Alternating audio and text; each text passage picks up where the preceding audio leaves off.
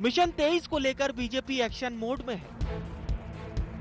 हर वर्ग को साधने बीजेपी एड़ी चोटी का जोर लगा रही है। यही वजह है कि पार्टी एसटी और एससी वर्ग को साधने में कोई कसर नहीं छोड़ रही। बीजेपी अपनी योजनाओं के नाम पर इन वर्गों के बीच पहुंचकर समर्थन जुटाने में जुटी है। ये कवायद होना लाजमी भी है, क्योंकि प्रदेश में सरकार बनाने में एससी और एसटी वर्ग की अहम भूमिका रहती है। तभी तो सागर में आयोजित संत रविदास महाकुंभ में मुख्यमंत्री शिवराज सिंह चौहान ने बड़ा ऐलान किया। कहा कि मध्य प्रदेश की धरती पर 100 करोड़ रुपए की लागत से संत रविदास का विशाल और भव्य मंदिर बनाया जाएगा। इतना ही नहीं, सीएम ने एससी वर्ग के स्टूडेंट्स की छात्रवृत्ति के लिए आय सीमा बढ़ाने का भी ऐलान किया। साथ ही सीएम शिवराज ने कहा कि अनुसूचित जाति के बेटा बेटियों को अपना व्यवसाय शुरू करने के लिए 20% व्यावसायिक भूखंड आरक्षित किया जाएगा। इस दौरान सीएम शिवराज ने कांग्रेस पर भी जमकर हमला बोला। संत रविदास जी जयंती पर सागर के पास जमीन भी हमने देख ली है, तो बताओ बड़तुमा में मंदिर बना दे, जोर से बताओ बना दे, तो बोलिए संत रविदास जी महाराज की। हम फैसला कर रहे हैं कि यहां संत रविदास जी महाराज का एक विशाल और भव्य मंदिर 100 करोड़ रुपए की लागत से बनाया जाएगा। हम अद्भुत मंदिर बनाएंगे, उसकी तैयारी आज से ही प्रारंभ की जाती है। हमारे एससी के बेटा बेटी अपना व्यवसाय शुरू करना चाहते हैं, अपनी इंडस्ट्री डालना चाहते हैं, तो आज हम तय कर रहे हैं कि 20% जो भूखंड है वो एससी एसटी के लिए आरक्षित कर दिए जाएंगे, ताकि बच्चे चाहें तो वहां अपनी फैक्ट्री लगाएं।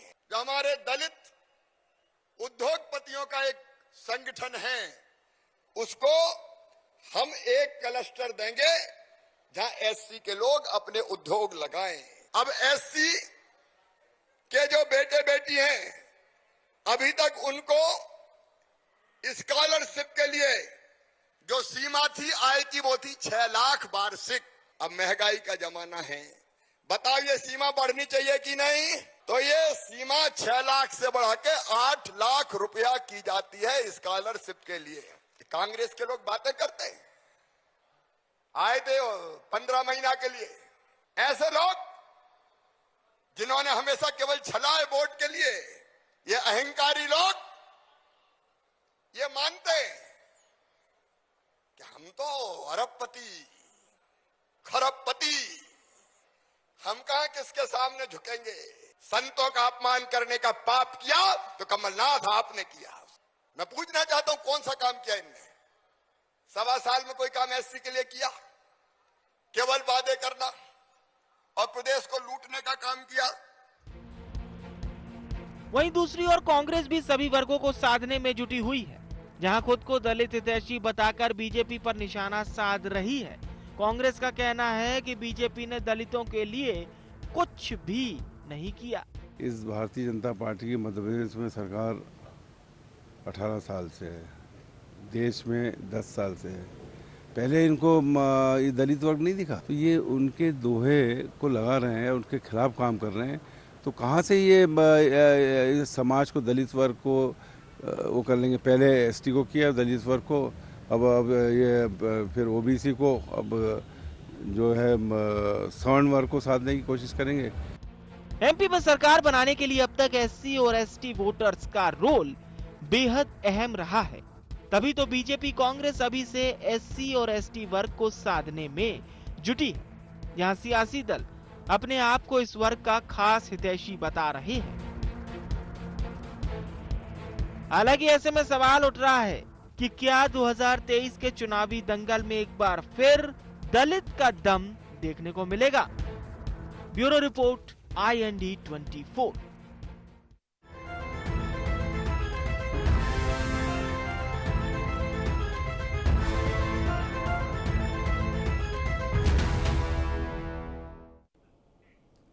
नमस्कार, IND एजेंडा दलित का दम में आपका स्वागत है। मैं हूं आपके साथ नवीन पुरोहित। चर्चा को विस्तार देंगे उसके पहले आईएनडी एजेंडा के मुख्य बिंदुओं की तरफ एक निगाह डालते हैं।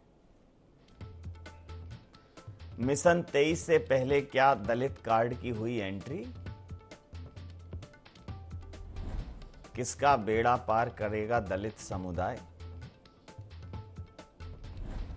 दलितों को सौगात मिशन 23 में बनेगी बात?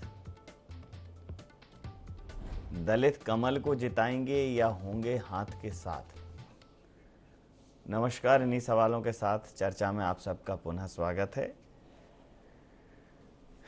दलित समुदाय का वोट बैंक भी निर्णायक वोट बैंक है और संत रविदास जी की जयंती पर सागर में आयोजित एक कार्यक्रम में प्रदेश के मुखिया शिवराज सिंह चौहान ने दलित समुदाय के लिए तमाम घोषणाएं की। उन्होंने कहा कि 100 करोड़ रुपए से संत रविदास जी का मंदिर बनेगा, स्कॉलरशिप जो दलित समुदाय के बेटे बेटियां हैं उनके लिए स्कॉलरशिप बढ़ाई जाएगी, उसकी आय सीमा आय सीमा में स्कॉलर मिलती है उसको बढ़ाया जाएगा। 6 से 6 लाख तक था, अब उसको 8 लाख कर दिया गया है। औद्योगिक क्षेत्रों में जो दलित समुदाय के उद्यमी हैं, युवा उद्यमी और जो उद्यमी हैं उनके लिए अलग से क्लस्टर्स डेवलप किए जाएंगे। और साथ में उन्होंने यह भी कहा कि ये कांग्रेस जो है इसने कभी दलित समुदाय की चिंता नहीं की। तो एक बड़ा मंदिर है और संत रविदास जी के मंदिर का निर्माण होगा। दूसरा, कांग्रेस का कहना है कि ये सब चुनावी शिगुफेबाजी है, कहीं ना कहीं ज़रूरत के मुद्दों से ध्यान भटकाने की कवायद है। इसी मुद्दे पर करेंगे चर्चा। हमारे साथ चर्चा में शामिल हैं शंकरलाल तिवारी जी, पूर्व विधायक हैं मध्य प्रदेश भारतीय जनता पार्टी के, पवन पटेल जी, महासचिव मध्य प्रदेश कांग्रेस से, हर्षवर्धन प्रकाश जी, वरिष्ठ पत्रकार हमारे साथ हैं। आप समस्त महानुभावों का बहुत बहुत स्वागत है। सीधा सवाल, पवन जी, आपको क्यों लग रहा है मंदिर बनेगा, स्कॉलरशिप में जो है आय सीमा बढ़ाई जाएगी, अलग से क्लस्टर डेवलप होगा, तो आपको क्यों लग रहा है कि ये सिर्फ और सिर्फ दिखावा है, शिगुफा है? देखिए, जो करने वाले होते हैं उनके पहले से समझ में आता है कि कितना इन्होंने दलित वर्ग के लिए काम किया है। ये आज तक कभी रविदास जी की जयंती नहीं मनाते थे। मैंने हमेशा कहा है कि भारतीय जनता पार्टी का लक्ष्य क्लियर है। भारतीय जनता पार्टी सिर्फ उस लक्ष्य को पाने के लिए कि सत्ता में बने रहना चाहती है, उस बने रहने के लिए जो ना कर ले वो कम है। ये घोषणा वीर का मुझे लगता है अगर इनका कोई प्रतियोगिता होगी तो मेरे ख्याल से internationally award Bharatiya Janata party के नेताओं को मिलेगा। 100 करोड़ का मंदिर बनाया, कब बनाएगा? पहले 100 दिन की बातें होती थी, 1 साल की बातें होती, अब सीधे 2047 2057, मतलब सीधे सिक्सर कि हाँ भाई 2-4 साल बाद तो हम उसी वादे के कारण जीतते जाएं, क्योंकि जनता जवाबदेही होगी। जनता इनसे पूछने लगी, जनता इनसे प्रश्न करने लगी कि 100 दिन में काला धन आने वाला था, उसका क्या हुआ? 2 करोड़ रोजगार का क्या हुआ? ये छात्रवृत्ति की बात करते हैं, ऐसा कोई जिला नहीं जहां पे छात्रवृत्ति के घोटाले ना हुए हों। जो पहले छात्रवृत्ति की जो सीमा थी उस सीमा की छात्रवृत्ति दे नहीं पा रहे हैं, बढ़ा दो। बतौलेबाजी करना है, घोषणा करना है, 100 करोड़ का मंदिर बना देंगे, कहां से आएगा पैसा?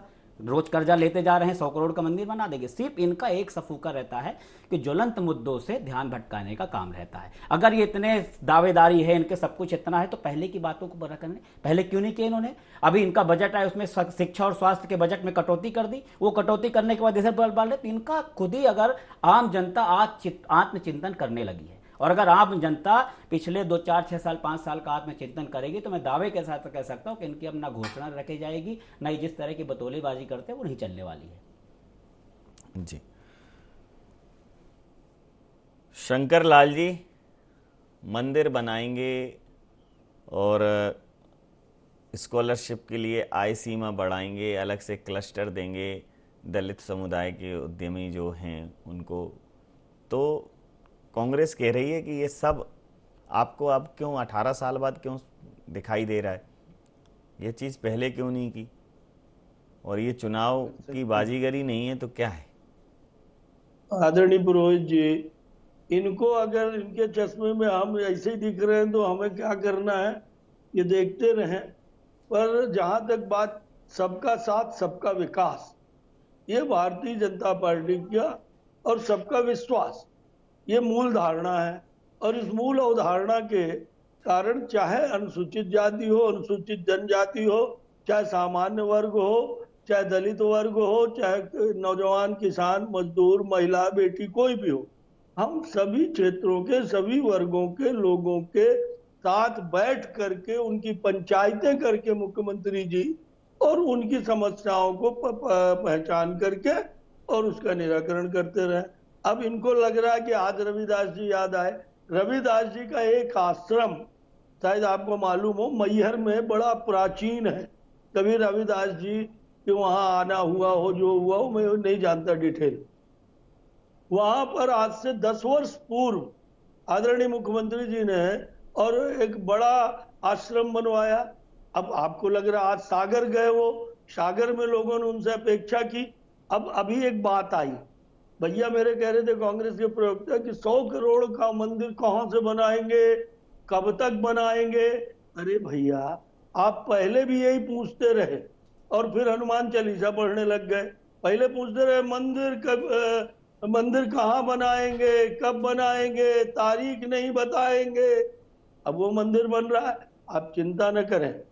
ये सच है कि हम ही को सरकार में आना है, हमें पूर्ण आत्मविश्वास है और इस नाते हम ही वो मंदिर बनाएंगे। आपको 50-60 साल का मौका मिला, आपने अनुसूचित जाति और अनुसूचित जनजाति को अपना वोट बैंक बना के रखा और अल्पसंख्यक बंधुओं को और समाज की मूल धारा से काट के रखा। आज रानी कमलापति स्टेशन बनता है और प्रधानमंत्री खुद आकर के ललकारते हैं और आदिवासियों के साथ बैठते हैं। आपको पेट में तकलीफ। अब अभी कह दिया गया कि स्कॉलरशिप 6 लाख की आय तक सीमित थी, उसको उन्होंने 8 लाख कर दिया।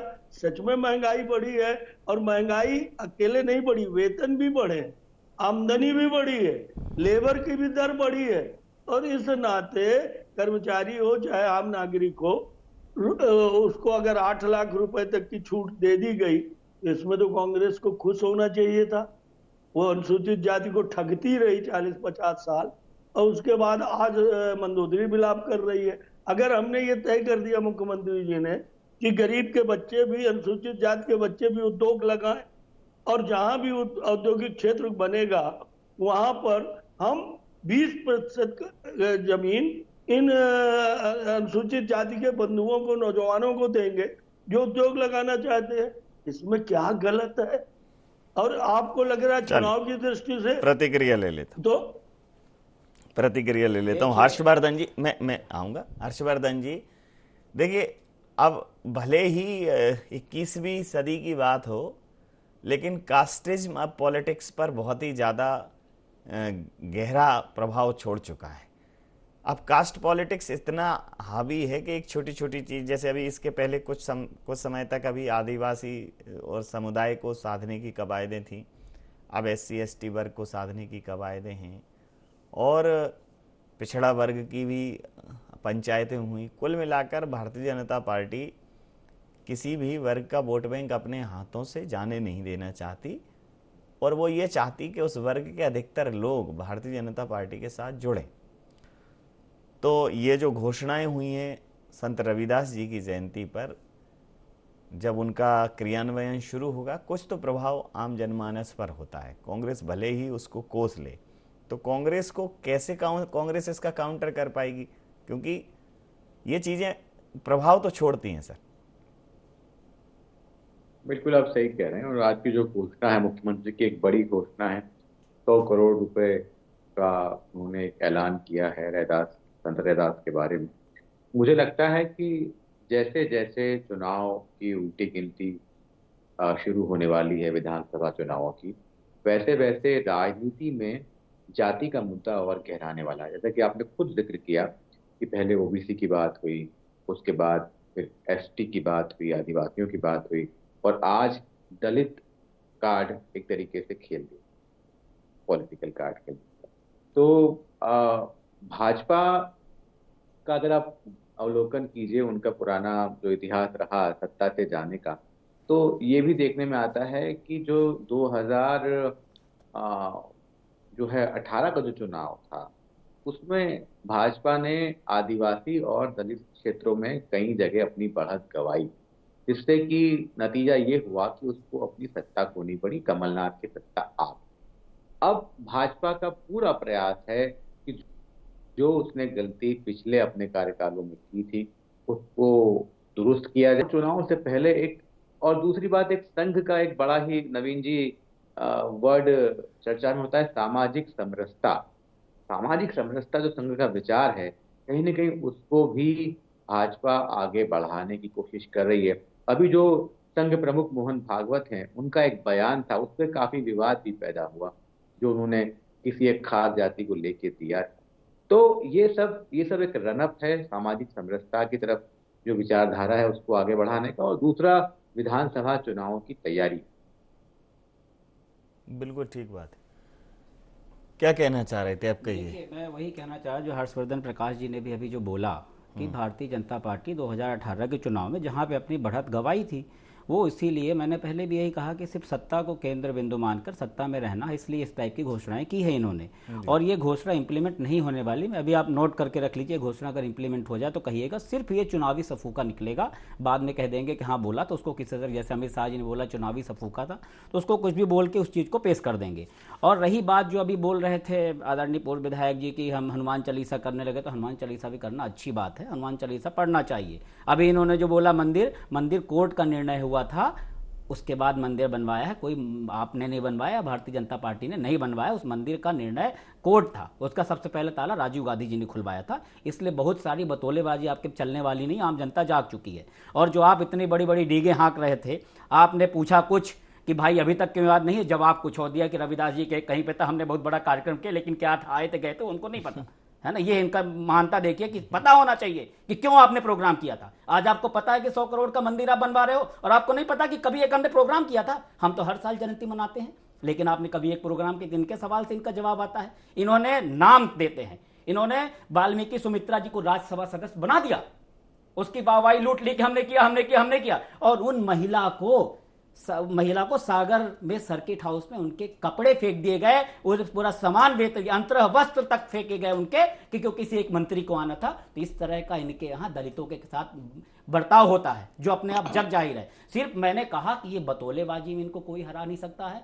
घोषणा वीर का इनको मशीनी कहा जाता है, सब बोलते हैं, उसमें कोई नहीं। अब जैसा बोले चुनाव आते आते देखिएगा 100 करोड़, 1000 करोड़, 5000 करोड़, 20,027, 57, 67, अब ऐसी बातें होंगी, क्योंकि अब वो जवाबदेही इनकी आने लगी कि 100 दिन, 1 साल, ये सब अब नहीं चल पा रहा। तो इसलिए लंबी लंबी हाँक रहे हैं, और हाँकने के अलावा कुछ नहीं कर रहे हैं। जी, लंबी लंबी हाँक रहे हैं। जी, लंबी लंबी हाँक रहे हैं, पर ये क्यों नहीं धूल फाक रहे हैं? आखिर मुख्य विपक्ष की भूमिका में थे। पिछले 2 साल से ये एक भी विषय पे जन आंदोलन नहीं खड़ा कर पाए। यहाँ डिबेट में बैठ के मंदोदरी विलाप कर रहे हैं कि ज्वलंत मुद्दों से दिमाग हटाने के लिए रविदास जी का मंदिर बनवा रहे हैं। अनुसूचित जाति के लड़कों को, नौजवानों को उद्योग लगाने के लिए भूमि दे रहे हैं। स्कॉलरशिप की सीमा 6 लाख से 8 लाख बढ़ा रहे हैं। ये विलाप तो ये कर रहे हैं, पर मैं पूछना चाहता हूं कि हमको जो हमारा मन पड़ेगा हम करेंगे। जनता ने हमें जिताया, जनता जो चाहेगी वो हम करेंगे। आप मुख्य प्रमुख विपक्षी दल थे, आपके सामने बड़े ज्वलंत सवाल है, तो आपने उन ज्वलंत सवालों को क्यों नहीं सड़क में आकर के आंदोलन किया? तब तो घर में बैठे रहे। सिर्फ कोरोना के समय में जो सरकार करे उसकी आलोचना करते रहे।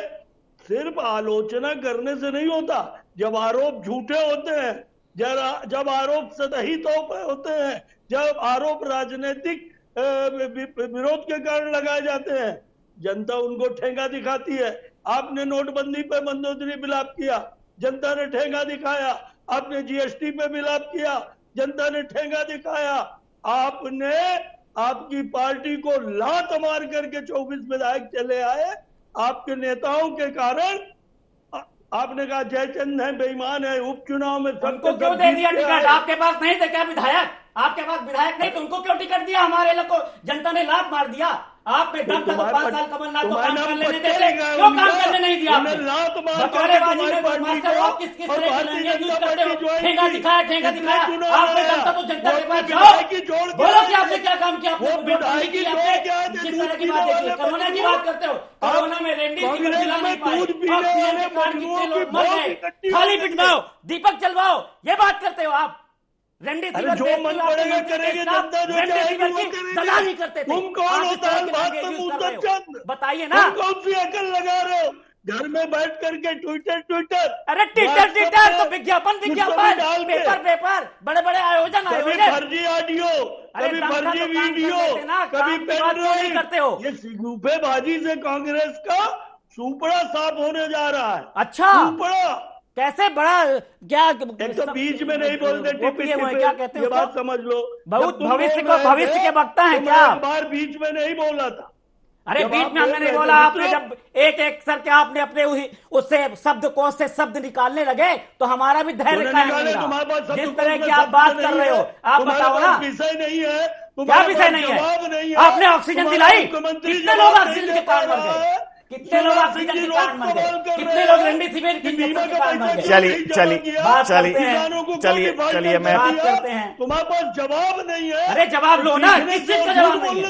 आपके पास जवाब नहीं है आदरणीय, हमारे को जवाब जनता को देना है। आपके पास जवाब नहीं है, तुमको जवाब दो ना। मैं समझ लेता हूँ, मैं समझ लेता हूँ,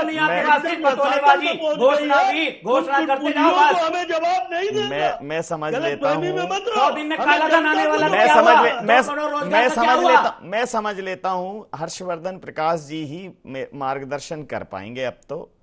अब मेरे पास अब आप लोगों का जो है बौद्धिक स्तर उस तरफ चला गया है जहां आपको न्यूज चैनल्स के स्टूडियो से ज्यादा एक रिंग की जरूरत है, जहां आप लोग ग्लव्स पहन के जो है एक दूसरे के साथ वार्तालाप कर पाए। तो अब आप जवाब देने की स्थिति में नहीं है और बहुत दूर नहीं है वो दिन जिस हिसाब के पैटर्न पे न्यूज चैनल्स चल चुके हैं। तो अब ऐसा भी होगा कि ग्लव्स दिए जाएंगे और हाँ, मतलब थोड़ा सा जो एंकर होगा वो रेफरी की भी भूमिका में होगा और अब वही बचा है सिर्फ। हाँ? तो हर्षवर्धन प्रकाश जी से ही पूछ लेता हूं कि थोड़ा सा प्रकाश डालें हर्षवर्धन सर कि ये जो कांग्रेस इसको अगर इस तरह से काउंटर करेगी तो कांग्रेस को क्या हासिल होने वाला है? कांग्रेस को इसके लिए बहुत मेहनत करनी पड़ी ग्राउंड पे, क्योंकि देखिए एक समुदाय को एक मंदिर मिल रहा है, स्कॉलरशिप में जो आय की सीमा है वो बढ़ी हुई मिल रही है। हो सकता है कुछ और जो मुख्यमंत्री जी ने बोला वो योजनाएं भी फलीभूत होती दिखाई दें, चुनाव के कारण ही दिखाई दें, लेकिन जब मिल रहा है जनता का ध्यान तो वहां जाता है जहां से मिल रहा है। ये सवाल उठाएंगे क्यों मिल रहा है, इस टाइम पे क्यों मिल रहा है? क्या आपको लगता है कि इस काउंटर से भारतीय जनता पार्टी के इस विचार में कहीं कोई ये अवरोध पैदा कर पाएंगे? देखिए, पार्टी जो भी सत्ता में रही हो उसने सभी वर्गों के वोट बैंक को लुभाने की, बिछाने की हमेशा कोशिश की है और ये राजनीति में ऐसा ही होता है साहब, ये राजनीति ही इसी का नाम है। तो ये सब दल अपने अपने तहीं अपनी अपनी कोशिश करते रहे।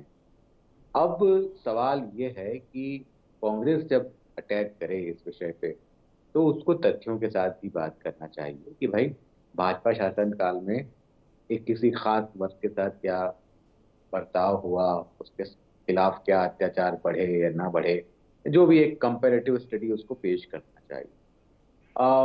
केवल बयानबाजी से कुछ होने वाला नहीं है और इसके साथ ही उन वर्गों के साथ किसी भी पॉलिटिकल पार्टी को साथ में खड़ा दिखना चाहिए, जो कि दुर्भाग्य से ऐसा हो रहा है कि आजकल पूरी राजनीति सोशल मीडिया पर सीमित हो गई या फिर टेलीविजन चैनलों की बहस तक सीमित हो गई। मैं यहाँ तक बोलूंगा अपनी बात। बिल्कुल ठीक। जब तक आप किसी खास तबके के साथ खड़े नहीं होंगे, उसका दुख दर्द नहीं बांटेंगे, तब तक आपकी प्रामाणिकता उसके सामने साबित नहीं होगी। तो चुनावों की अभी शुरुआत है, ऐसे बहुत सारे दांव होंगे, पेंच होंगे, पैंतरे होंगे और हम सब उसके साक्षी बनेंगे। बिल्कुल ठीक है।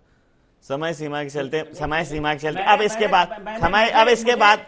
बाद मंदिर बनाने पे कोई अधिकार, मैंने कही कि मंदिर का विरोध नहीं, कि हम कहते हैं 100 करोड़ नहीं 1000 करोड़ का मंदिर बनाइए। मेरी बात हमने बोला है कि भाजपा उसको पूरा नहीं करेगी, हमारा विरोधी है, तो हमने नहीं बोला मंदिर का। अब कुछ ठीक है सर, अब 1000 करोड़ का अब ये पैटर्न देखिए, अब थर्ड बनाइए। अब तीसरी प्रतिक्रिया के बाद आप थोड़ा छोड़िए, समय सीमा के चलते चर्चा यहाँ समाप्त करूंगा। आप समस्त महानुभाव का बहुत बहुत धन्यवाद, बहुत बहुत आभार। तो संत रविदास जी की जयंती पर भारतीय जनता पार्टी के मुख्यमंत्री मध्य प्रदेश के मुखिया शिवराज सिंह चौहान जी ने गागर में सागर भरने का प्रयास किया और वो सागर के अंदर किया। उन्होंने कहा कि संत रविदास जी का भव्य मंदिर बनेगा 100 करोड़ रुपए में। जो हमारे दलित समुदाय के छात्र हैं जिनको छात्रवृत्ति मिलती है, उनकी जो आय सीमा है उसमें बढ़ोतरी की जाएगी कि 6 लाख रुपए की जगह वो 8 लाख रुपए होगी। और साथ ही यह भी कहा कि जो एंटरप्रेन्योर्स हैं दलित समुदाय के, उनके लिए क्लस्टर डेवलप किए जाएंगे और अन्य तमाम विषयों पर भी ध्यान दिया जाएगा। कुल मिलाकर ये सौगातें हैं, अगर ये हाथों में आएंगी तो हाथों हाथ ली जाएंगी। कांग्रेस निश्चित रूप से इनका विरोध तो कर रही है, लेकिन कांग्रेस को ये समझना पड़ेगा कि क्या इस समुदाय के लिए कांग्रेस के वचन पत्र में, कांग्रेस के दृष्टि पत्र में, कांग्रेस के घोषणा पत्र में, जो भी पत्र हो, कांग्रेस के नजरिए में क्या इस समुदाय के लिए कोई प्लान है, वो उसको लेके जाएं कि ये करेंगे नहीं करेंगे मालूम नहीं, लेकिन हम अगर आए तो हम ये करेंगे।